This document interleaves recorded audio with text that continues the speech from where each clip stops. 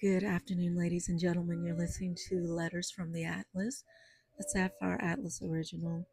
This is where I share stories of faith, belief, struggles, love, deep thought, and everything else that life throws our way.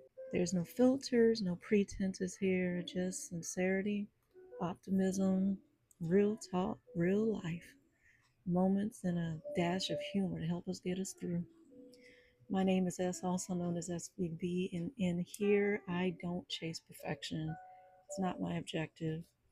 I'm intellectual, thoughtful, a deep thinker, but yet grounded, real, and down to earth and introverted. So, to those out there who, like me, quietly observe the world from this lens, you notice a lot, but you often keep it to yourself. You see things that many miss. If you understand, right? Well, as for me, I seek truth and strive to follow Jesus while maintaining my sanity, giving my mind to Christ and obtaining his peace throughout the journey. So settle in, take a breath, and let's go there. You ever have one of those weeks where you're just trying to hold it together and God decides to test every ounce of your sanctification through technology, deadlines, and customer service? Yeah, that's where the story starts.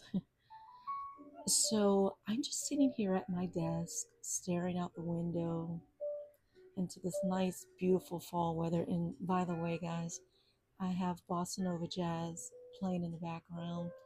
And if you're anything like me, it's that nice, cool, crisp autumn music. I listen to it in the summertime too, but um, pretty much all year round, actually, if you think about it. But anyway, drop me a note in the comment if it's something that you enjoy, like myself. It keeps that ambient flow, or if it's something that's a little distracting to you. I'd like to hear your thoughts. Well, like I was saying, I'm sitting here at my desk, staring out the window, trying to make sense of life and faith and adulthood during a shutdown that apparently didn't get the memo that I still have bills to pay. Well, let me let you know, this isn't one of those fancy devotionals or 10-step motivational things. Nah, this one's real life. The kind where your patience runs out before your paycheck does, and the Holy Spirit has to step in before you say something you can't unsay. Yeah. Well, in this episode, I'm sharing a letter I wrote called Faith on Hold and the Holy Spirit with the Ice Bucket. And it's about waiting, frustration, laughter, obedience, in those moments where you realize God's teaching you patience in ways you definitely didn't ask for. So grab your coffee, grab your tea, take a breath, and let's go there. This is from my heart to yours, straight out of my journal, straight into the mic. Letters from the Atlas, Episode 1. Dear friend, you know, I hope you've been doing well out there, thriving, breathing. It's autumn here, the kind of weather I absolutely love. It's the weather that's supposed to calm your spirit. It's cool, crisp, peaceful, golden fall that makes you want to romanticize your life even while it's falling apart, maybe temporarily. The air's just cool enough to make me reach for a sweater I haven't worn since last year. Ha, if only. I'm sitting at my home desk, staring out the window like I'm in one of those moody Hallmark movies, except instead of falling leaves and serenity, I'm here trying to calm down after nearly throwing my laptop across the room. I'm calculating how to survive another week without losing my sanctification, trying to make peace with my current reality like it's going to fix my problems, right? I'm frustrated, like spiritual warfare with customer service frustrated.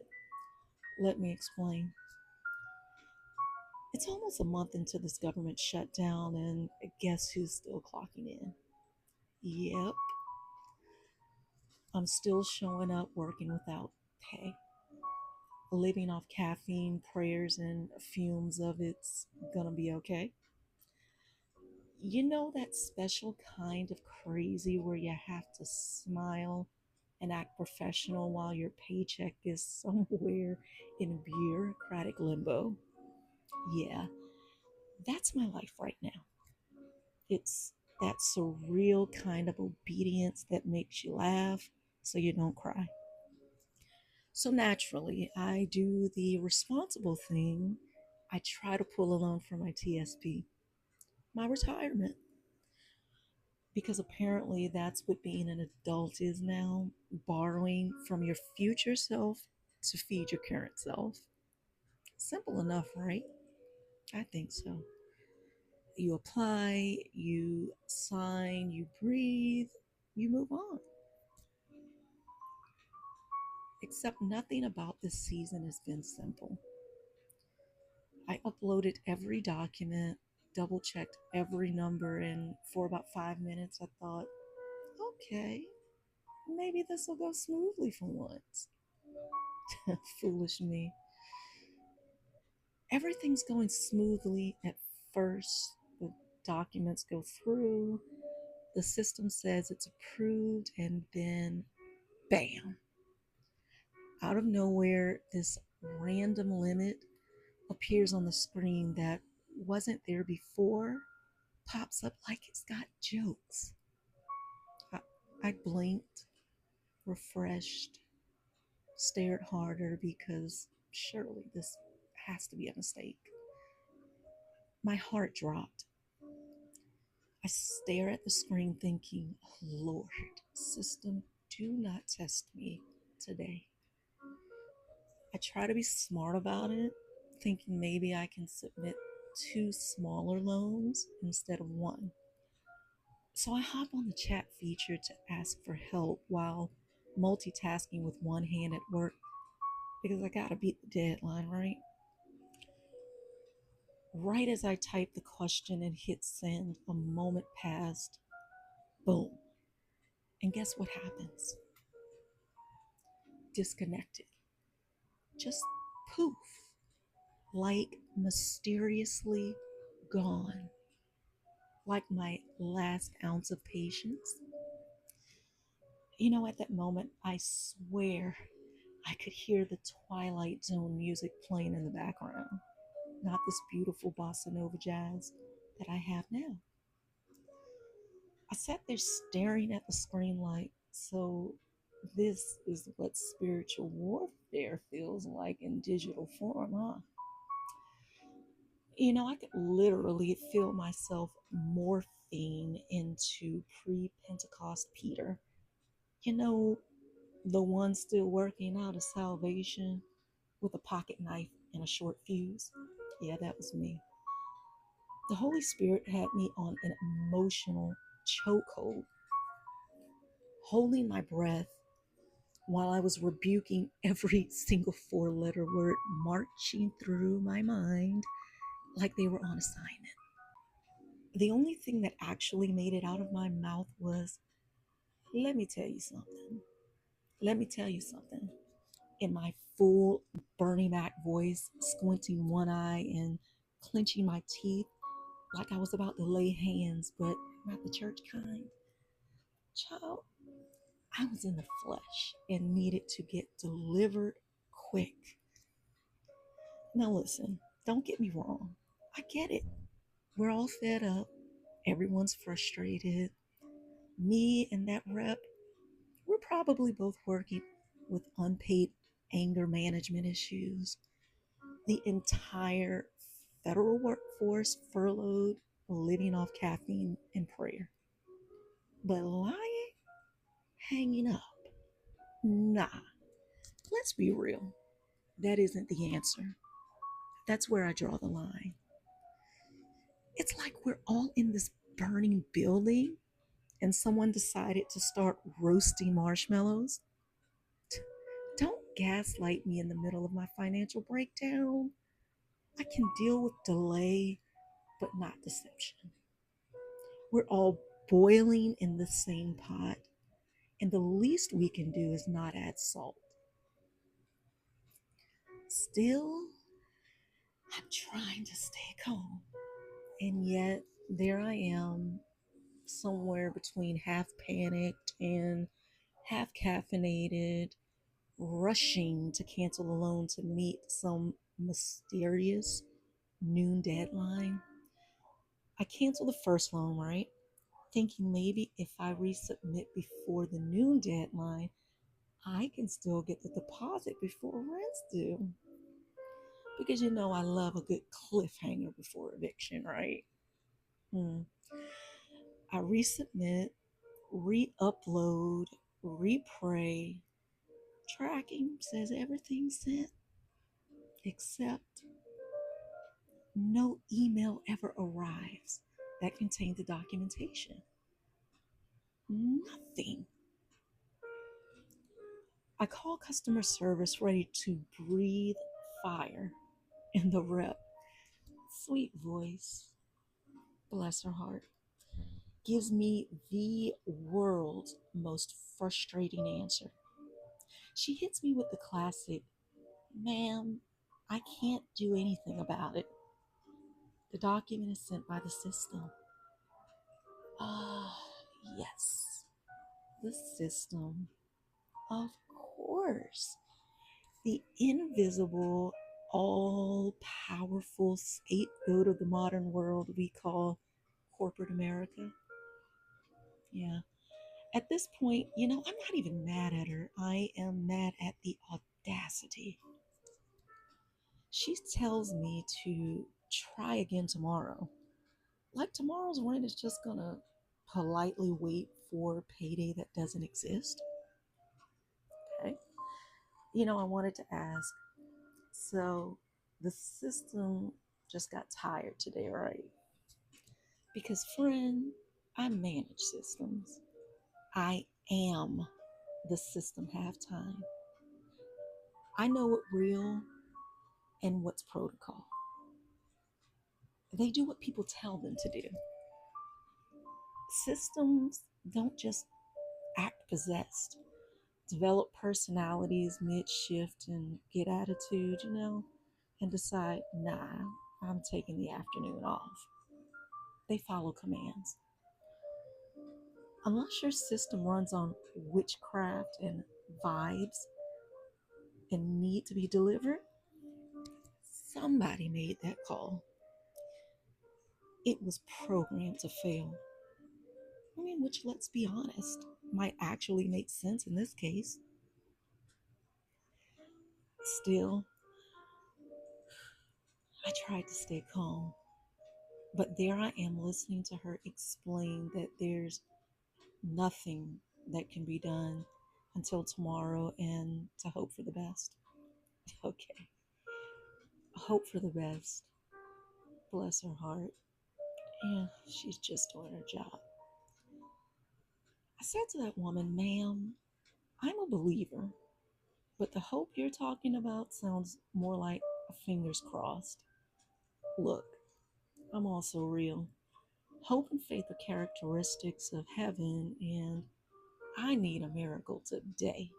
Rent is due Friday. Okay, that's when I lost it. Not because she was rude, she wasn't, but because it was such a helpless moment. The kind where you realize you're at the mercy of systems, shutdowns, and scripts that are written by people who've probably never missed a paycheck in their entire life. Yeah. And you know what got me? The irony.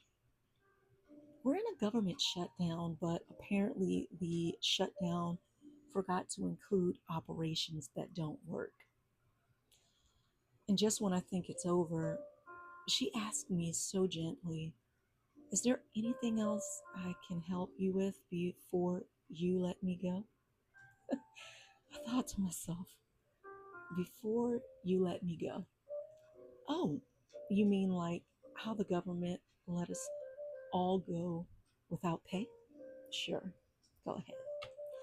Nothing beats Jet 2 holiday. Look, okay, maybe she was trying to be kind, and I get it. We're all surviving something, but sometimes kindness sounds like sarcasm when your bills are due. Oh, anyway, that's where I am today. Somewhere between wanting to scream, laugh, and take a nap I can't afford. Just another day in paradise, right? I somehow managed to stay calm, or at least sound like I did. I said, "Ma'am, we are literally in a government shutdown, and you're telling me everything's still operating on normal procedure and schedule. So you're saying this can't be expedited at all." She sighed in that rehearsed tone, the kind customer service voice that sounds sympathetic but empty. "Yeah, I know," she said. "It's understandable. But there's nothing we can do about it. We can't manually process anything until tomorrow, 24 hours." Listen, I just sat there blinking, gripping my phone like it was the last shred of self control. 24 hours, I repeated real slow because that's what you do when you're trying not to say what you actually want to say. She said, "Yes," again, all calm, while I'm sitting there calculating rent, groceries, gas, and the emotional damage of this conversation in real time. Okay, that's all I need. I hung up, stared at the screen, and laughed. That bitter, I'm about to cry kind of laugh that turns into prayer mid breath. Yeah, that was me. I sat there half laughing, half trying to pray, half ready to throw my phone. Let me tell you, technology, it'll test your salvation quicker than temptation. And then there are the moments that make you laugh, and then there are the ones that make you whisper, "Lord, if you don't step in right now." Well, that's when the Holy Spirit grabs your emotions like a firefighter with a hose and just douses you in ice water. You can almost feel him saying, "Nope, not today. We're not catching a case or a charge. Matter of fact, you're not supposed to be there anyway." But sometimes he doesn't calm the storm, he just cools you off, like he did me. But somewhere between the panic and the deep sighs and a walk, something inside me softened. I realized this is what it means to live in between faith and frustration, between responsibility and surrender, between wanting control and learning again that I never really had it. So I sat there for a while, just breathing. And as the light changed outside my window, I felt the Lord whisper into my spirit, this too is part of your becoming. Because here's the truth. Every time I think I've mastered trust, life gives me another pop quiz. And lately, I've been learning that obedience doesn't always feel holy or even cozy. Sometimes it feels like waiting on hold. I've been thinking about how we outgrow certain versions of ourselves without realizing it. It's strange, but I can feel how this shutdown, this stillness, this forced pause has been shaping something in me. Not just patience, but perspective. I'm learning that peace isn't the absence of frustration, it's the ability to laugh in it, the ability to cry through it and pray through it. And that kind of laughter and peace doesn't come cheap. It's earned through the fire, through the kind of days that make you question your own sanity and then somehow bring you back to gratitude. Well, that's kind of where I'm at right now. Somewhere between who I was and who I'm still learning to be. There are moments I catch myself sitting in the middle of an unfinished prayer or a half-written thought and wondering if growth spiritually and naturally, it feels like this tender, slow, sometimes lonely, but undeniably part of the process of becoming. Writing for me has become part confession and part conversation, and it's always been not the kind you rehearse, but the kind that spills out when you're too tired to pretend. I never thought words could feel like healing until I started telling the truth without editing the parts that tremble. And I've always heard people say, find your voice. And for the longest time, I used to think that meant sounding wise, confident, consistent, unbothered, or even deep. That's what I was taught. But lately, I've realized it's less about sounding sure and more about being real. Sometimes your truest voice comes out shaky. Sometimes it breaks mid-sentence. But even then, it's still you, still honest, and still brave enough to speak. It trembles, it laughs, it vents, it prays, and it cracks open just enough for truth to get through. Listen, I'm not trying to sound deep. I just love Jesus, follow his lead, and stay out of his way. Try to keep my peace, do what I need to do. So, if imitation is flattery, then I'm flattered to flatter him. I don't chase trends, I chase the truth.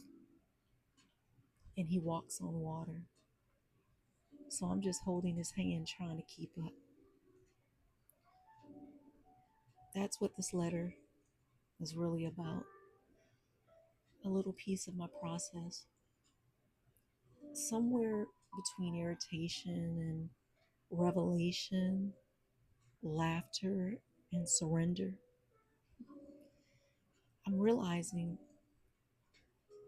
that the holiest, most still, peaceful moments don't always feel good, they feel real. And maybe that's enough for today. Your friend, SBB, writer of Sapphire Atlas. P.S. If you've ever been stuck in the same kind of in between where faith feels like waiting and waiting feels like work, just know this: God sees you in the hold music too. He's not late. He's just teaching us how to breathe and trust Him while we wait.